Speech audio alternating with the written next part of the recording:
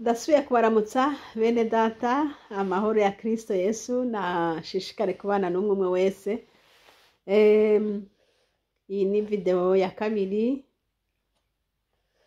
tugomba kubandanya kuvuga ingene muntu w'Imana akwiye gusiguza Imana mu byo akora byose, kugira ngo ashishikare kubona ukuboko kw'Imana no kumva ko Imana yemeye yuko ibyo bintu agiye gukora bari kumwe nawe. Reka dusenge. Mana yera, urakoze kubw'uyu mwanya ndi imbere yawe, ndasabye ngo umfashe, ukuboko kwawe kwiza kubane nanje, muhemu wawe mwiza ndongore, kandi bene data mwami Yesu bumva aya majambo bibagirire ikimazi uzoba ukoze, mu izina ryawe ryera Yesu, amen. Dusome hariya mu ngoma ya mbere, igice ni igice c'12, turahera ku murongo wa 38. Haravuga ngo abo banyantambara bose, abantu bazi gutondesha urugamba, nibo baje i Heburoni bahuje inama n'ingingo, bazanywe no kwimika Dawidi ngo babe umwami w'Abisirayeli bose. Mbere n'abandi b'Isirayeli bose bari bahuje inama n'ingingo ngo bimike Dawidi. Nuko bamara gatatu bari ngaho nyene kwa Dawidi barya banywa, kubera bagenzi babo bari babiteguriye. Kandi n'ababa hafi yaho, mbere ugashitsa mu Bisakari, mu Bazebuloni no mu Banafutali, bazanye indya bazana indya baziremetse, indogoba, ingamiya n'inyumbu n'inka, ifu, uturobe tubumbabumbwe mu nsukoni, imisoko y'inzabibu zumye, umuvinyu, amavuta ya elayo, inka n'intama nyinshi cane, kuko hari akanyamuneza mu Bisirayeli. Yesu nahabwe icubahiro. Dawidi yagiriwe ibakwe, Imana imushitsa ko ivyo yari yasezeranye ko azoba umwami w'Abisirayeli. Hanyuma inyuma y'igihe kirekire Imana yarabivuze, hanyuma birabishitsa. Haleluya! Imana yacu ni Imana itazi kubesha, ico yavuze iragishitsa. Imana ico yavuze iragishitsa. Imana nishime, kandi Imana ntikora nk'abantu. Imana ntikora nk'abantu. Iyo abikora nk'abantu, kumbure wewe ntiwari kwemerwa kuvuga ijambo ry'Imana. Iyo abikora nk'abantu, Françoise sinari kwemererwa kuvuga ijambo ry'Imana. Yesu we, iyo abikora nk'abantu, iyo abikora nk'abantu, iyo abikora nk'abantu, Dawidi ntiyari kuba umwami. Hariho bakuru biwe bari bafise akaranga, ariko data wa twese aragahora asengwa, akora nk'Imana. Dawidi rero aha tubonye ngo iry'Imana yavuze rirashika, baca bamugirira umunsi mukuru, baramwimika aba umwami w'Abisirayeli, ngo bamara iminsi 3 barya banywa banezerewe. Haleluya! Ngo kuko Uhoraho yabanejereje. Imana ishimwe.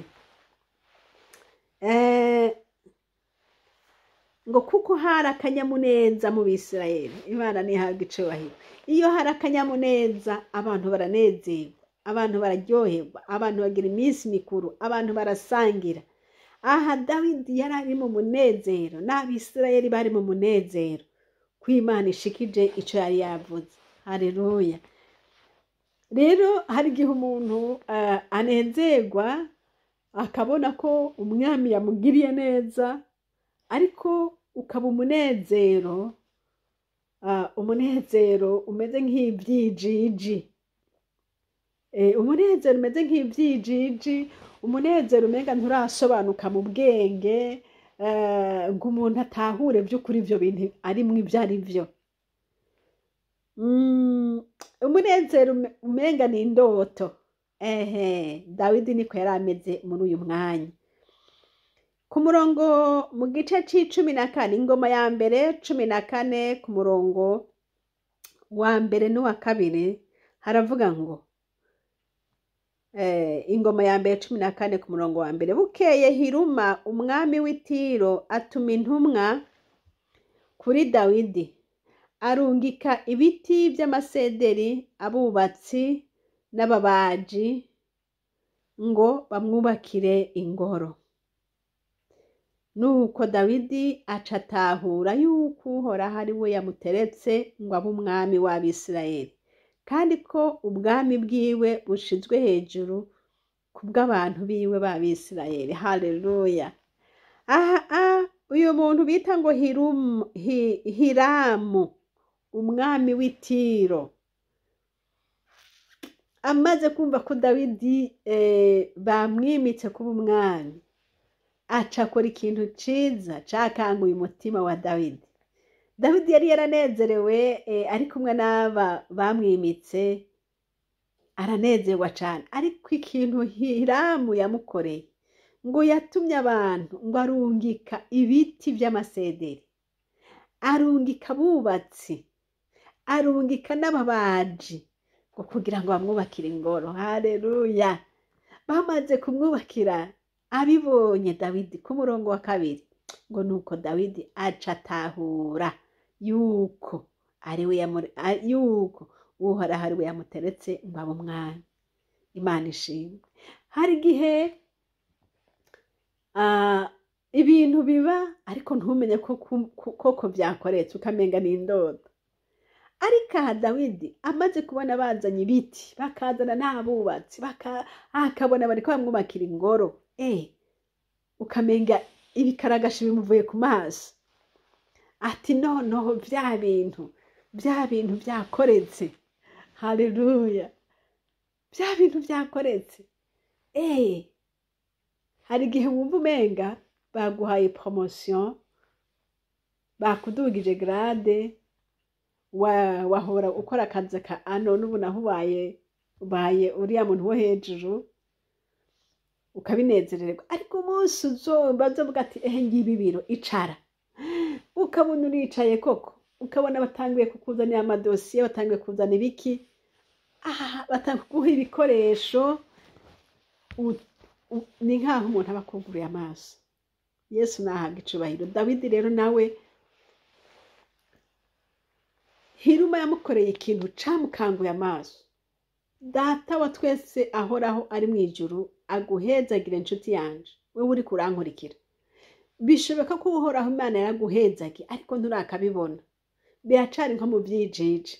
Ariko ndasenga Imana Data igukorera ikintu, ubwenge bwawe bugaruke, bumenye, bwemeranye buti koko Uhoraho yarabikoze.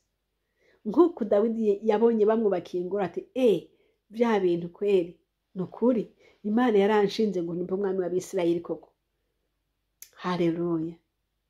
Rero mu gihe c'umunezero, mu gihe Dawidi ari ahantu ariko arashima, mu gihe ubwenge bwiwe nabwo nyene bwemeranije, akabona ati koko bya bintu nukuri, mu gihe ba bantu bamugirira umunsi mukuru bagiye, mu gihe yicaye mu mwanya wiwe, rero Imana ishishikara kubishimangira ati vyakoretse, vyabaye. Uyu munsi uri umwami w'Abisirayeli. Nk'uko uyu munsi Françoise novuga nti Data aragahoraho, kumbe yari yarasezeraniye kuyikorera, none heraba nicaye ndiko ndayikorera. Bishobora gushika sindanavyibaze canke sinumve ko vyakoretse, ukamenga hari ahandi hantu uzoshika urindiriye ko bizokoreka. Ariko Imana yuguruye amaso ikavuga uti vya bindi umwami yari yaravuze nkiri umwana, yarabishikije. Erega ni ibi nyene ndimwo. Yesu nashimwe. Wewe nawe Yesu yari yagusezeraniye, yarabiguhaye. Ariko nturakaruha ubinezererwa, umunezero wuzuye ngo uvuge uti haleluya, ti ni iby'ukuri byarashitse, ni ibi nyene, Mana nushimwe. Dawidi yavyibukijwe n'ibiti abonye bamuzaniye, abubatsi bariko baramwubakira ingoro. Ati yaha, ubu rero ndabimenye. Kristo Yesu nashimwe. Haleluya! Rero igihe uzobona Imana yakugiriye neza, ukabona uri mu bihe byo kunezerwa, ntuze wibaze ko uzokwama uri mu bihe byo kunezerwa. uzumenye yuko na Satani ashaka kuzana ibihe vyiwe vyo kukugwanya, kuko ariko vyagenywe n'uhoraho Imana ko ikintu cose gifise igihe caco. Hari igihe co kunezerwa n'igihe co kubabara, hari igihe co gutera n'igihe co kwimbura, hari igihe ibintu byose, ikintu cyose umwami yagikoreye igihe cacu. Rero Yesu Kristo nahabwa icubahiro. Inshuti yanje uri kurankurikira, umwanya urimwo ugutere kumenya ngo iki gihe biruku, reka ndabinezerererwe, reka ndabinezerererwe biruku. Haleluya, Yesu nashimwe. Abansi rero Abafilisitiya ngo baca bamenya ko Dawidi yabaye umwami, baca bitegura kumutera. Ariko Imana yamuhamagaye Dawidi, by'ukuri yabanye nawe, iramugirira neza, iramutabara, yagwanye na Dawidi. Reka dusome ingene Imana yagwaniye Dawidi. Ingoma ya mbere aho nyene igice c'14 ku murongo w'8 haravuga ngo, maze Abafilisitiya bumvise ko Dawidi yimikishijwe amavuta ngo abe umwami w'Abisirayeli bose, Abafilisitiya bose baraduga baja kumuhiga.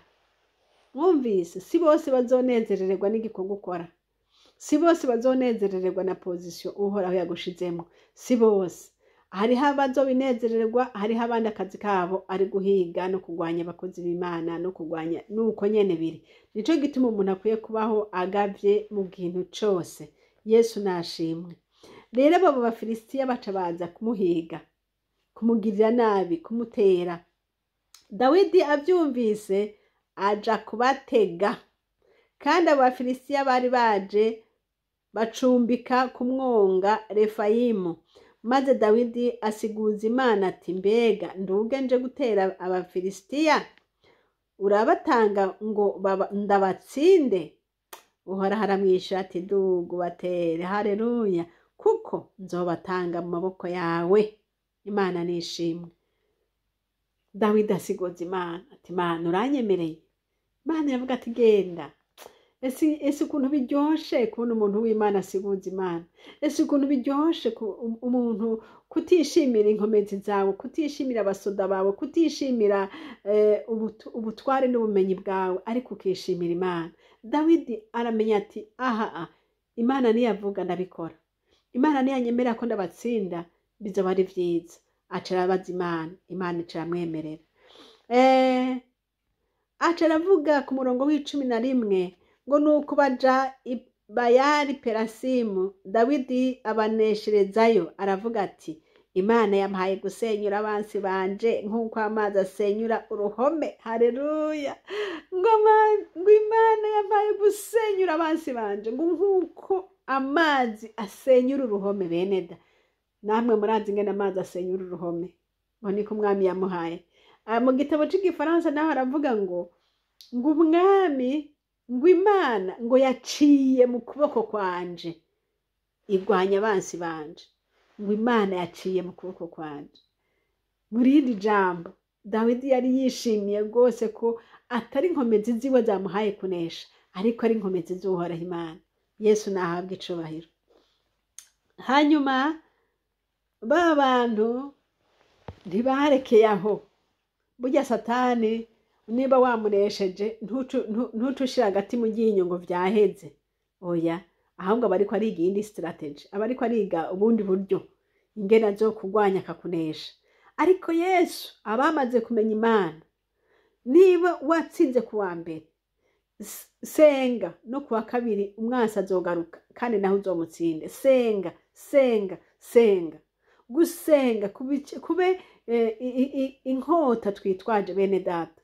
Gusenga, umuririmbyi yavuze ngo gusenga gukingura ijuru. Nukuri ugusenga gukingura ijuru.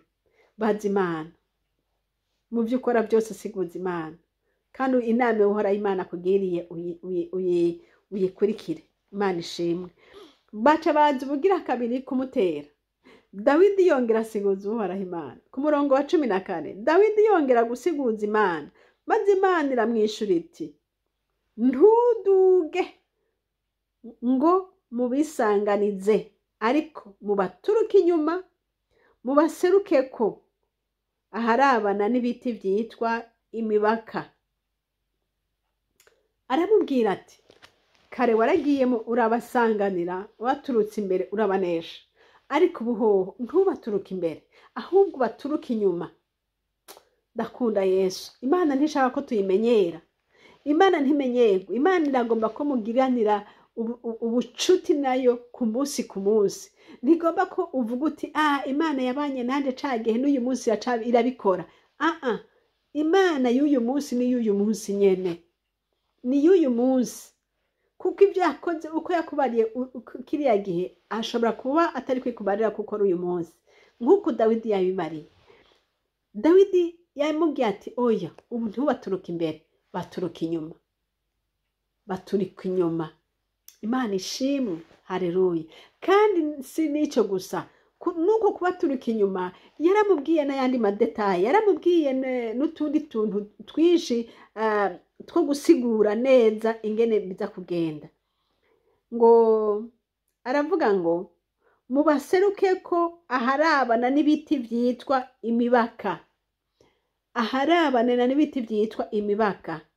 Kubera iki ibi biti vy'imibaka? Kubera iki aharabana n'ibiti vy'imibaka? Kubera iki? Hariho ico yagomba gukora. Ndakunda umwami wanje. Nta kintu na kimwe Imana ikorera ubusa. Nta kintu Imana yapfuye gushiraho kubw'ubusabusa. Oya. Niba Imana yarashizeho ijisho yari ifite kubera iki? Niba Imana yarashizeho umunwa wepfo, nuko uzi yuko bizofatanya n'umunwa wa ruguru ijambo rigasohoka.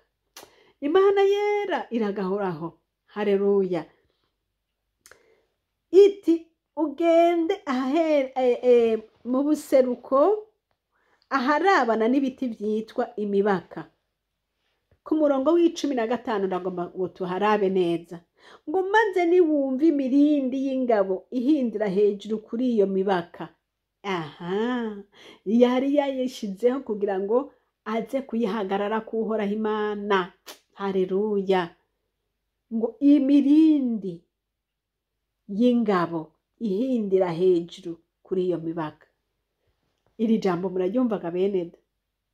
Mbese ibiti, imirindi yohindira hejuru y'ibiti gute? Mbega imirindi tuyumva ihinda igihe abantu bariko baraza canke inka ziriko ziraza zigendagenda ku isi, niho umuntu yumva imirindi. Ariko imirindi yoba hejuru y'ibiti gute?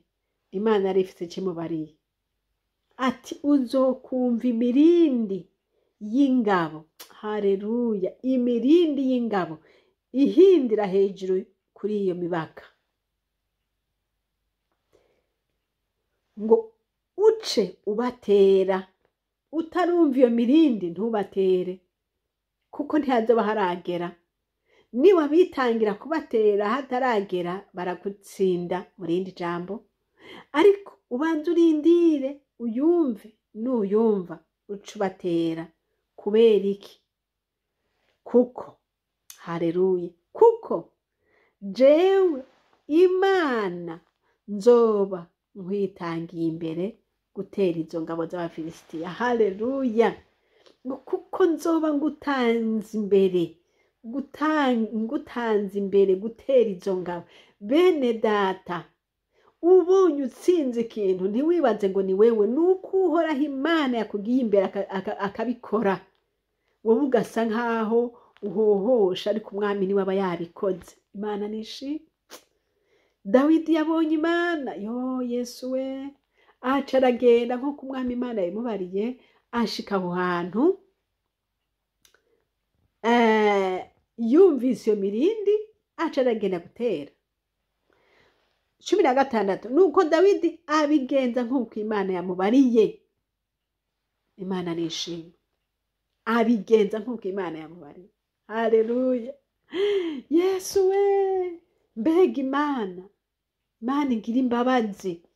Yarururutse n'ingabo zayo zo mwijuru irururuka. Arume y'Imana irururuka iza kugwanya b'Abafilisitiya. Dawidi avyibonera. Dawidi aca aragenda asanga uhoraho yabakubise. Nawe mwene da hajya uhora utsinda intambara ntiwibaze ngo ni wewe, uhoraho aba yakwitangiye imbere. Imana ishimwe. Rwa rubanza uhora ugenda ugatsinda byaboneka nk'aho umenga ntibishoboka, nuko uhoraho aba niwe aba yabigwanya. Imana nishimwe. Nabonye Imana, nabonye Imana, nabonye Imana. Imana irakomeye, Imana iravuga, Imana irishura.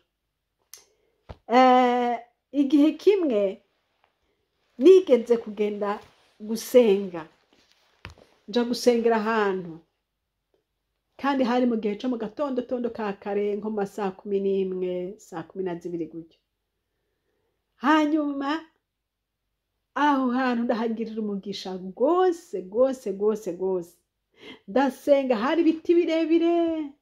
Hanyuma rero ndasenga nduga manuka muri iyo nzira. Urumva hari ahantu mu biti nyene, mu biti ino hari ahantu hari ibiti byinshi. Hanyuma rero muri uyo mwanya nza numva nk'aho womenga ni inyoni nyinshi zigurutse ziva ahantu zigenda. Nza numva ngo numva biciye ku matwi ngo nagize gutya gusa, nagize reflex ncampindukira kuraba kugira ngo ndabizo nyoni. Yesu we, sinabona namba. Ndavuga ibi bintu nibiki? Ndarondera ikintu ndabura, ndaraba hirya no hino ndabura. Mana we, ndibaza ntingira ngo n'umuyaga mwinshi, mugabo kuraba ibiti mbona ibiti byose birahagaze, nta na kimwe kiriho, nta n'umuyaga uhari. Sinasobanukiwe ibyo ari byo, ariko naciye ngira ubwoba. Ariko wumve ko n'uhoraho Imana, ingabo zo mw'ijuru zari zije kubwo y'amasengesho. Yewe gaye, nari mu bihe byiza cane, sinobasobanura uko byari bimeze. Imana data, ako kantu yangiriye, kuko sinari bwigere nsoma uyu murongo. Kumbura ngira ngo yaba nari narasoma uyu murongo nari kumenya ko ntibirashoboka. Birashoboka Imana ikazana imirindi yayo, birashoboka Imana ikaza. Naje sinari bwigenda bimenya, nabisobanukiwe n'iri jambo. Ubundi nanatinye ntiyo ntibewe gaye ntibatumara ngo mwishamba habaye ibizigo. Naratinye ndaciye mvayo. Ariko nagomba ndababwire ngo Imana yera irumva. Imana irumva. Wihamagaye iraza. Wihamagaye iraza. Mugabo navuga nti Mana, ese icyo kongera ukagaruka Mana, none nibiki Mana. Hamwe nkibaza ntaba n'abamarayika, mugabo none ko ntababonye. Nkagerageza kugira reference canke kwiyumvisha ahantu noba narasomye muri Bibiliya, mbona ba Manowa igihe umumarayika yaza imbere yakababwira. Ariko ni none Mana, ibi bintu je ko ntari bwigenda bibona. Je nasomye yuko ushaka kurungika umumarayika akaza akavugana n'abantu. None Mana, ibi bintu bibaye nibiki? Sinumva. Iri jambiri niyo yaje kubinyereka ingene Imana ishobora kururuka, ukumva imirindi yayo, ntuyibone, ukumva imirindi yayo, kuko ihaciye ikaza. Imana ishimwe. Ndakengurukira Imana data wa twese. Imana rurema iragahoraho, ivyo ikora ni vyiza, Yesu we, muze bene data tumwizera. Umwami wacu arakomeye, umwami wacu arumva, umwami wacu tumuhamagara aritaba. Dawidi yaramuhamagaye, nawe umuhamagara. Dawidi yaramuhamagaye kandi iramwishura, nawe izokwishura. Kandi uko izokwishura uko izokubwira abari kuzobigenza, nk'uko Dawidi ngo aca bigenza nk'uko Imana yamubwiye. Imana data idufashe, idushoboze kumwumvira no gukora nk'uko yabitubwiye. Imana nibahezagire. Mwari kumwe na Françoise Habonayo rero. Iyi nomero ya telefone ni +46 768 0065 46. Kandi iyi sheni turiko ni sheni Habonayo. Imana ibahe umugisha. Mana urakoze kuko ukoranye nanje, urakoze kuko unshoboje. Hezagira mwene data, kandi aya majambo yashije mu mugisha, mu izina ryawe ryera Yesu. Amen.